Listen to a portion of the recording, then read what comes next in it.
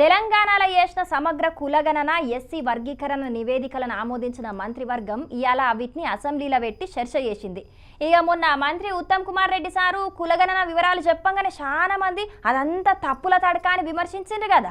ఇక ఇయాల అసెంబ్లీలో కూడా గట్లనే మాట్లాడినాయి ప్రతిపక్షాలు. మరి ఇయాల అసెంబ్లీలో ఏమేం చర్చించిండ్రు, ఏం కథ అనేది పురా గడుచుకున్నదాం పారి. ప్రచార మంత్రివర్గ సోదరులు, ముఖ్యమంత్రి గారు, డిప్యూటీ చీఫ్ మినిస్టర్ గారు అందరూ కూడా కేబినెట్ సమావేశంలో ఉన్నారు. నేను మిమ్మల్ని కోరుతా ఉన్నాను అధ్యక్ష, సభ కొద్ది సమయం వాయిదా వేసి మళ్ళా తిరిగి ప్రారంభించాల్సిందిగా మీతో. అసెంబ్లీ ఇట్లా చాలా అయిందో లేదో మంత్రి శ్రీధర్ బాబు వాయిదా ఇయ్యమని అడిగే వరకు స్పీకర్ సారు ఎంబటే వాయిదా చేసిండు. ఇగటు మండలి కూడా గట్లనే వాయిదా పడ్డది. అటెన్క సభ చాలైనాక మాట్లాడిన సీఎం రేవంత్ అన్న తెలంగాణలో చేసిన సర్వే దేశానికి దిక్సూచి అని అన్నాడు. 3,54,138 మంది సర్వేలో పాల్గొంటే ఇక్కడున్న ఎమ్మెల్యేలు, మంత్రులు అందరూ వివరాలు ఇస్తే భూముల వివరాలు అడగంగానే సర్వేలో పాల్గొన్నారా అధ్యక్ష? సర్వేలో పాల్గొన్న వాళ్ళు వెనకాల నుంచి శంకర్ని పాడు చేస్తున్నారు అధ్యక్ష, అబద్ధాలు చెప్పి.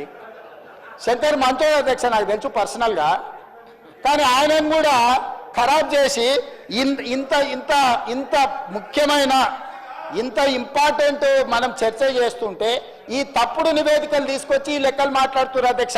తెలంగాణలో అందరూ వివరాలు ఇచ్చిండ్రు గాని కేసీఆర్, కేటీఆర్, హరీష్ రావు, పల్లా రాజేశ్వర్ రెడ్డి, పోచంపల్లి శ్రీనివాస్ రెడ్డి వివరాలు ఇయ్యలేదని సీఎం రేవంత్ అన్న గరానికొచ్చిండు. 2014లో ఉన్నటువంటి సంఖ్య 2024కు వచ్చే వరకంటే 21 లక్ష తగ్గింది. ఇది తప్పు కదా? ఒకటే నిమిషం ఐఎమ్ సారీ మిమ్మల్ని ఇంటర్వ్యూ చేస్తున్నా. 2014 ఏ సంఖ్య అంటుండే నేను? 2014లో జాతీయ స్థాయిలో సెన్సస్ జరిగిందా? 2014లో ఏ ఫిగర్స్ కోట్ చేస్తుందో చెప్పాలి. దానికి ఏ అథారిటీ ఉంది, ఏ డాక్యుమెంట్ ఉంది, దయచేసి చెప్పాలి. మనం చేస్తున్నాం. తెలంగాణ రాష్ట్రం వచ్చిన తర్వాత ప్రభుత్వం ఏ పార్టీది ఉన్నదనేది పక్కకు వెళదాం. ఆ రోజు ప్రభుత్వం చేసినటువంటి డాక్యుమెంట్ వెబ్సైట్లో ఉన్నది.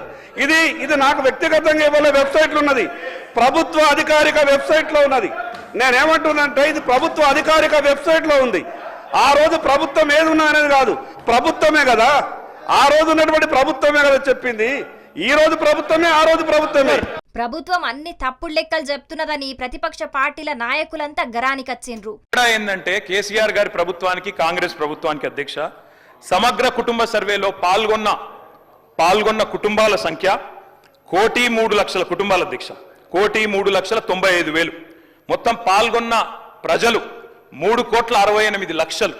3,68,00,000 జరిగింది ఒక్క రోజులో 24 గంటల్లో రాష్ట్ర వ్యాప్తంగా ప్రతి ఇంటిని ఎన్యూమరేట్ చేసి అత్యద్భుతంగా చేసినాం. మేము చేసిన తర్వాత ముఖ్యమంత్రి గారు నిజంగా ఎంత మిస్లీడింగ్ గా మాట్లాడుతున్నారంటే అధ్యక్ష, వారు అంటారు అధ్యక్ష ఇంతకు మించిన టాపిక్ లేదు అధ్యక్ష. వారు అడిగిన ప్రశ్నకు తప్పకుండా మా ప్రభుత్వం గతంలో చేసిన పని గురించి వారు అనుమానాలు తలెత్తే విధంగా ఏదైతే మాట్లాడినారో దాని గురించి చెప్పాలి అధ్యక్ష. వారు అంటారు అధ్యక్ష బీసీల సంఖ్య అందులో ఎంత అని. ఎస్, ఆనాడు బీసీల సంఖ్య సమగ్ర కుటుంబ సర్వే ప్రకారం 1,85,61,856, 51%. 51% బీసీలు ప్లస్ అది కాకుండా ముస్లిం సామాజిక వర్గంలో ఉండే బీసీలను కూడా కలుపుకుంటే 10%. మొత్తం ఆనాడు సమగ్ర కుటుంబ సర్వే ప్రకారం రాష్ట్రంలో బీసీల సంఖ్య 61%. ఈ రోజు రాష్ట్ర వ్యాప్తంగా మేము మాట్లాడడం కాదు అధ్యక్ష, ఇక్కడ మా శ్రీనివాస్ యాదవ్ గారు కరెక్ట్ గా చెప్పినారు. మీ కాంగ్రెస్ పార్టీ ఎమ్మెల్సీ చెప్తున్నాడు బయట, దీన్ని తగలబెట్టండి, ఇంకా గలీజ్గా మాట్లాడి నా మాట తగలబెట్టండి అన్నాడు. దీన్ని తగలబెట్టండి ఈ నివేదికను తప్పుల తడక అని కాంగ్రెస్ పార్టీ ఎమ్మెల్సీ చెప్తున్నాడు, మేం కాదు. రాష్ట్ర వ్యాప్తంగా బలహీన వర్గాల సంఘాలు చెప్తున్నాయి. ఏమని చెప్తున్నాయి అధ్యక్ష? సమగ్ర కుటుంబ సర్వేలో 1,85,61,000 ఉన్న బీసీలు ఎట్లా 1,64,00,000 తగ్గినరు, 51% 46% ఎట్లయిందని అడుగుతున్నారు.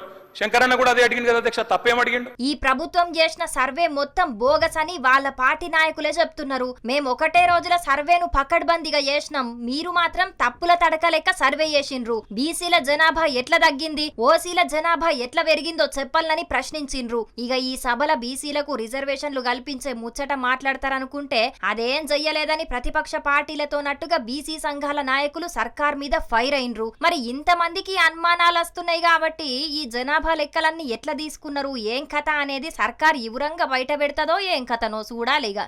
ఐక్యత జై బీసీ రిపోర్టు